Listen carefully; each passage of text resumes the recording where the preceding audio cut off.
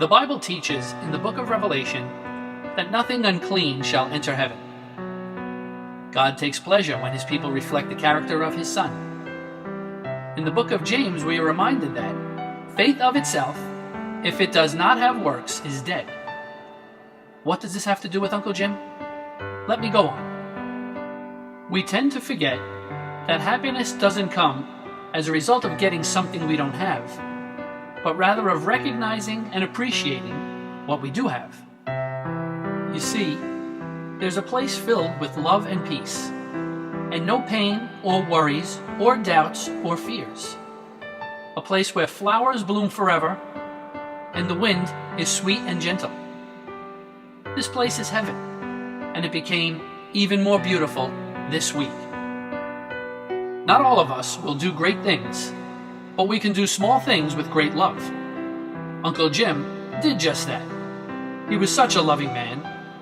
He knew how to keep out of the nonsense of family politics, and he just practiced love with all his family and friends. Here's what his family has to say about him. Luciana says, "My children spent many happy moments with my father. Holidays, birthdays, recitals, soccer games, the list goes on. And here are a few precious moments that stuck in Uncle Jim's grandchildren's minds and what they wanted everyone to know, how they feel about their grandpa. My name is Nicholas, and I love my grandfather. I love how we used to spend so much time together. If it was watching a movie or simply going grocery shopping together, I always looked up to my grandfather as a hero. He was always giving me advice and helping me out. I remember we always used to go to Burger King and have lunch together as a family. We always had the best of times, and I couldn't have asked for a better grandpa. My name is Sierra, and I love my grandpa with all my heart and soul. I love how we used to kid around, and he would say, 'Don't eat my chocolate,' but I would eat it anyway. I also loved how he would always play Barbies with me. He was Ken, and I would be Barbie. We would play with his stuffed ape, Ipa, which is ape spelled backwards. He would always make me laugh and smile.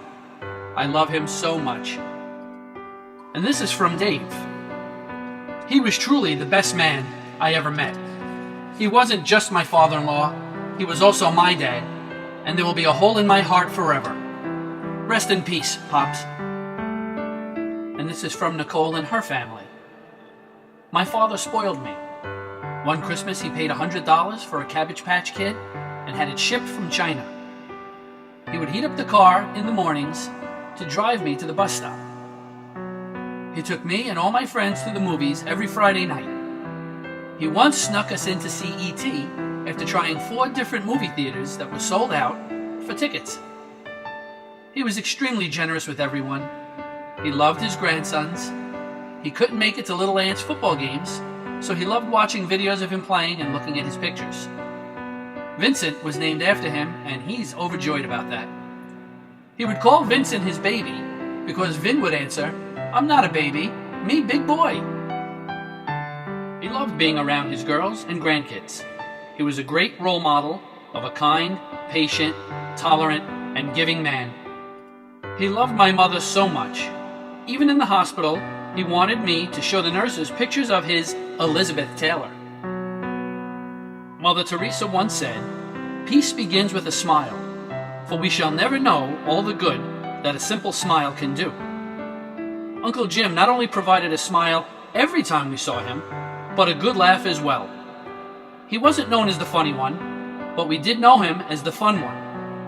And like Uncle Nick, the funny one, he made us laugh along with Uncle Al, his sidekick, and when we got together at holidays, back when everybody was still together, Uncle Frank throwing in a laugh or two, and Uncle Angelo with his hearty laugh that was so contagious. It was the best times ever. It makes me think of a line from The Godfather. Those were the days. We were once like the Roman Empire. Their love for those of us still upon this earth will not have perished. Love is not meant to perish. The soul, remember, did not receive its existence from the body. Therefore, there is no reason why it should end with the body. Death may invoke fear and anger, but it is part of the human condition that causes pain. Our Catholic faith brings light for the dark times that surround the loss of our loved ones. Faith doesn't remove all sorrow and doesn't eliminate grief. However, it does bring perspective, hope, and opportunities to continue to love those who have died. Faith also points to an ultimate reality. If we persevere as Catholics, in the fullness of time, we will be united with all of those we love and those who have also loved God. And for that, we can be thankful. We all loved Uncle Jim, and he loved all of us, and love can overcome adversity. I know for certain that we never lose people we love, even to death. They continue to participate in every act, thought, and decision we make. Death is a challenge, and death has a message. It tells us not to waste time. It tells us to tell each other right now that we love each other. It reminds us that we don't have forever. Love is life, and if you miss love, you miss life. Remember, a heart is not judged by how much you love, but on how much you are loved by others. Uncle Jim didn't miss love, and we can all nod our heads to that.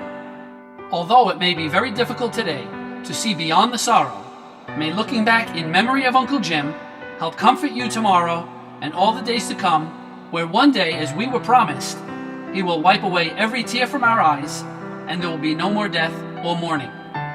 God bless you, Uncle Jim.